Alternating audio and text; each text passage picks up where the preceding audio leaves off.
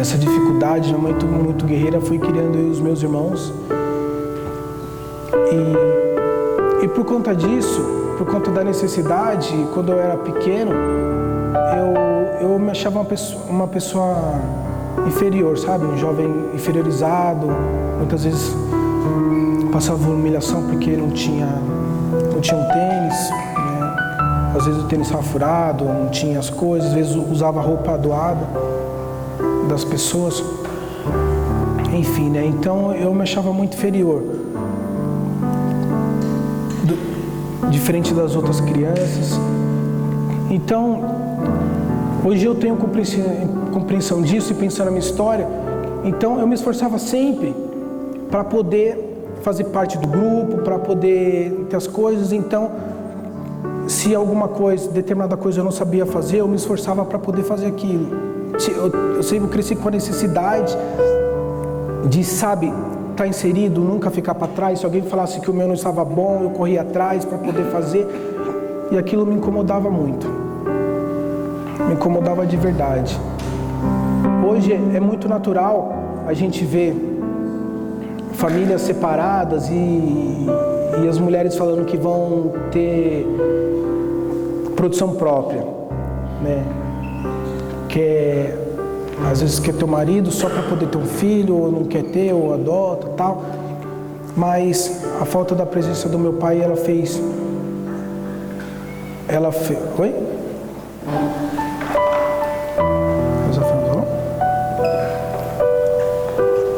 Você tá bem? Tudo bem? Você fazer uma música.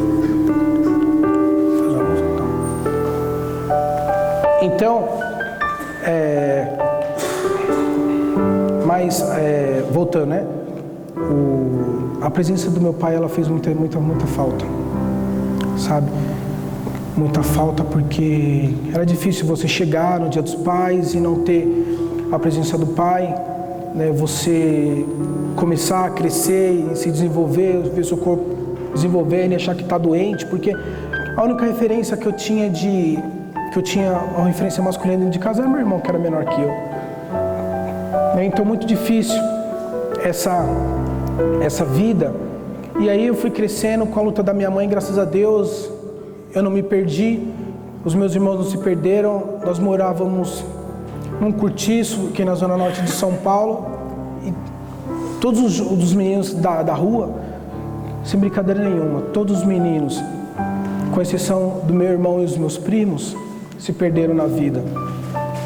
Uns morreram, outros estão presos, outros viraram traficantes. Alguns, graças a Deus, passou por uma dificuldade, ficou preso, sofreu algum acidente e resolveu mudar de vida. Mas a maioria se perdeu. Porque minha mãe, ela sempre, apesar de não ter nada, ela sempre fez com que a gente estivesse na igreja, sabe? E minha mãe saía para trabalhar e ficava o dia fora, e aí a gente entrou na igreja e ela ficou aliviada, porque ao invés de a gente estar na rua, a gente estava dentro da igreja. E assim a gente foi crescendo, né? Ela sempre se esforçando para que a gente continuasse estudando. A gente estudando, aí cresci, entrei no emprego. E aí, quando eu comecei a trabalhar, minha mãe ficou muito feliz, porque ela falou: agora minha vida vai melhorar, nossa família vai melhorar muito. A gente vai poder crescer um pouquinho. E aí, comecei a trabalhar. Eu lembro que o meu primeiro salário era salário mínimo, bastante tempo, gente. Era R$210, o salário mínimo daquela época. E aí eu lembro que eu peguei meu salário e dei na mão da minha mãe: toma aí, para ajudar a senhora. Né? Porque hoje eu tinha aquela necessidade de ajudá-la. Porque eu era o filho mais velho, ela precisava da minha ajuda, porque eu vi tudo que minha mãe passou. Quantas vezes eu via minha mãe chorando à noite porque ela não tinha as coisas para dar pra gente, né? Porque tendo que trabalhar doente, sozinha, e eu trouxe aquilo pra mim. Não, eu vou ajudar minha mãe, eu tenho que ajudá-la, criar os meus irmãos. E aí dei pra ela ficou muito feliz. E aí eu comecei naquele emprego, me dedicando. Só que, mesmo numa vida de tanta dificuldade, eu me deparei com uma outra dificuldade imensa, que o mal que hoje, sabe, afeta muitas pessoas, e naquela época não era tão comum, principalmente num jovem de 20 anos, né? Um mal chamado depressão. Quando a depressão ela entrou na minha vida e depois eu descobri que ela entrou na minha vida, ela sempre esteve. Quando ela explodiu, ela veio de uma forma tão violenta, tão profunda que um dia eu estava bem e no outro dia eu não tinha mais força para fazer nada. E eu não entendia porque eu estava passando por aquilo, né? Eu ia para o hospital e os médicos se impressionavam, falavam: nossa, mas você é muito novo para estar assim, você é muito novo para estar passando por isso.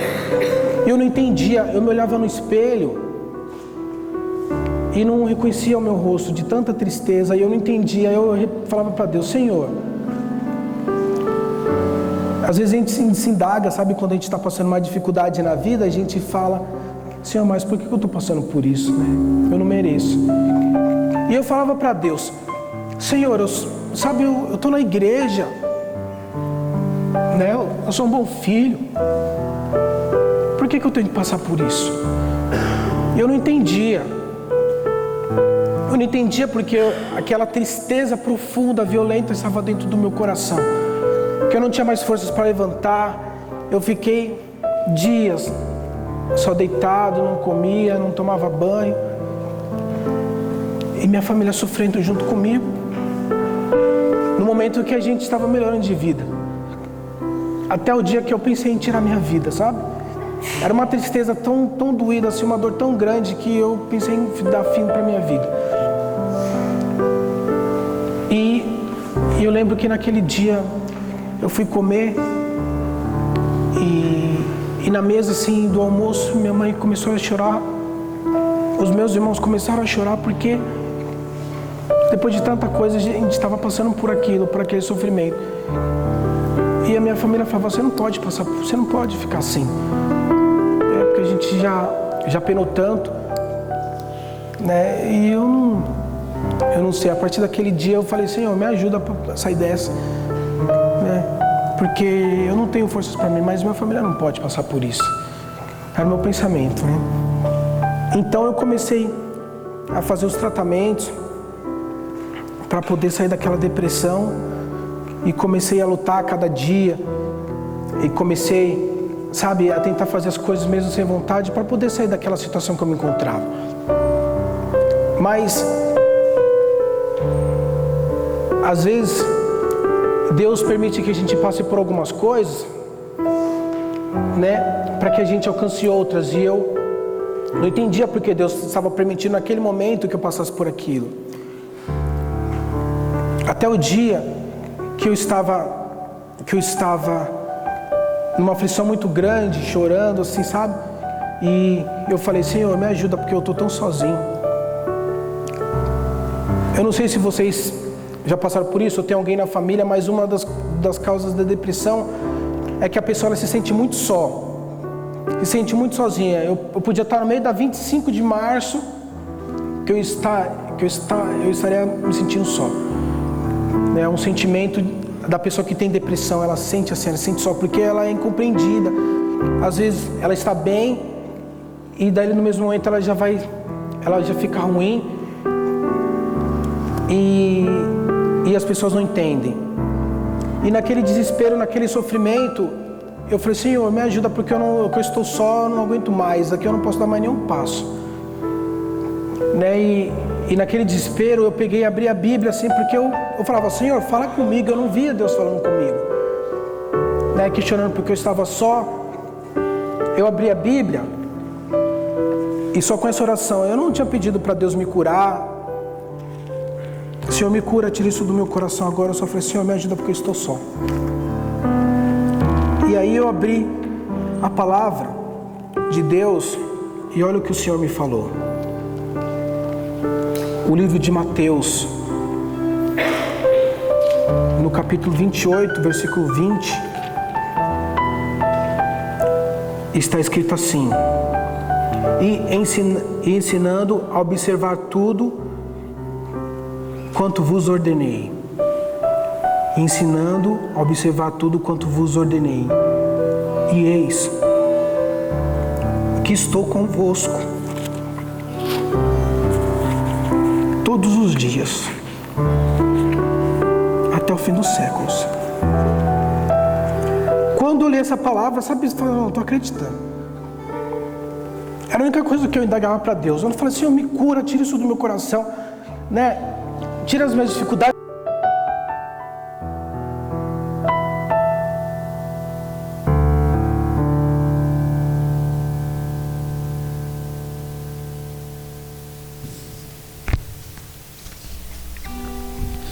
Até o fim.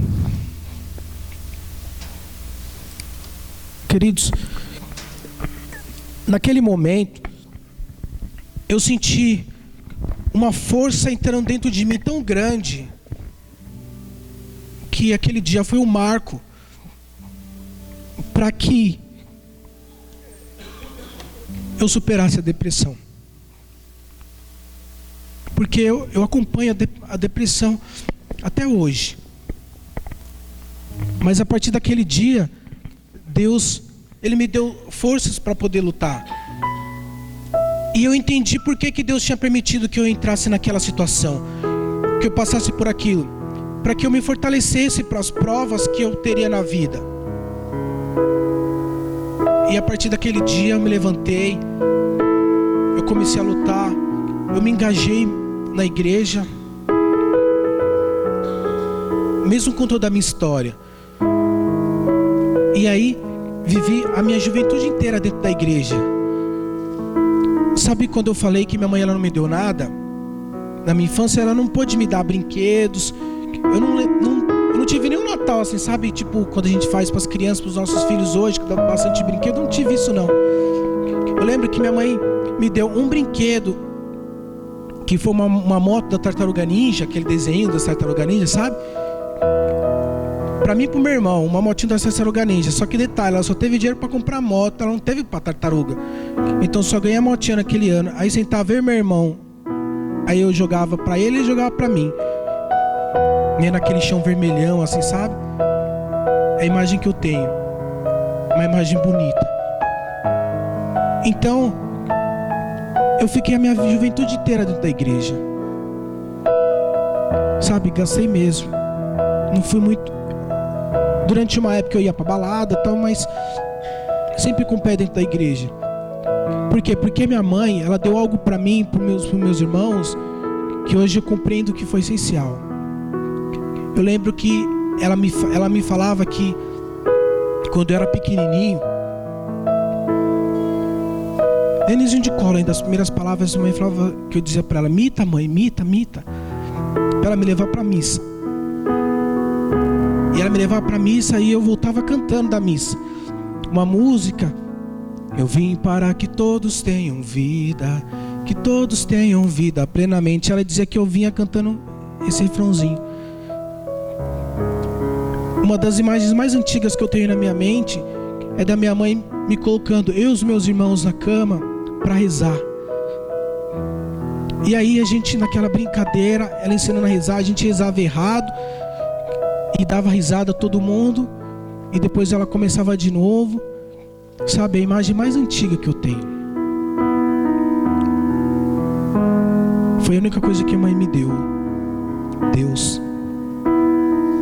Sabe, aquele presente, quando ela não pôde dar um brinquedo, quando ela não pôde dar um tênis, ela deu Deus para mim. E aí, nessas idas e vindas, e por conta disso eu fiquei a minha vida inteira tocando dentro da igreja. E nessas idas e vindas a gente tinha uma coisa chamada Cristoteca, que é onde a gente fazia uns showzinhos, sabe, dentro da igreja, assim, para os grupos de jovens, para a gente tocar e tal. E nessa onda de Cristoteca, eu e um menino da minha banda, a gente falava, vamos lá na Paróquia Santíssima Trindade, convidar a banda de lá, o Anjos da Vida, pra gente poder fazer uma cristoteca pra gente aqui, trazer uns jovens, né? Porque nosso grupo tava começando, então a gente queria dar uma bombada nele. Então vamos chamar o Anjos da Vida, que já era conhecido, Nessa época eu não conhecia da comunidade, só conhecia de nome. E aí nós fomos lá no Anjos da Vida. E aí cheguei lá no Anjos da Vida, encontrei o pai, olha, nós somos lá da Paróquia São Luís Gonzaga, a gente queria convidar vocês que a gente ia fazer uma cristoteca. E aí eles falaram, olha, gente, que dia que é? Dia tal. Olha, esse dia a gente não vai poder. Porque nós já temos um compromisso. Mas olha, na paróquia lá em cima tem uma banda amiga nossa chamada Monte Tabor. Eu vou lá em cima que talvez eles tenham data. E aí nós chegamos lá na paróquia e falamos assim, olha, eu queria falar com o pessoal do Monte Tabor. Ah, eles não chegaram ainda, vai começar a missa daqui a pouco, né? Então... E aí então nós sentamos na escadaria da Santíssima Trindade, meu amigo lá esperando, tomara que eles venham, né, para ajudar a gente. E sabe quando eu falei que no início da palestra, eu falei assim, olha, eu vou contar um pouquinho para vocês, para falar o que Deus fez na minha vida. Então naquele dia, uma tarde ensolarada, estou eu e meu amigo lá, eis que passa uma menina, toda sorridente, ela passou assim. Sabe quando a pessoa passa, olha assim? Ela passou. Depois ela voltou e falou, oi, tudo bem? Falou para mim. E para o meu amigo, eu falei, tudo bem. Vocês não são daqui, né? Aí eu falei, não. É que a gente veio falar, sabe toda simpática?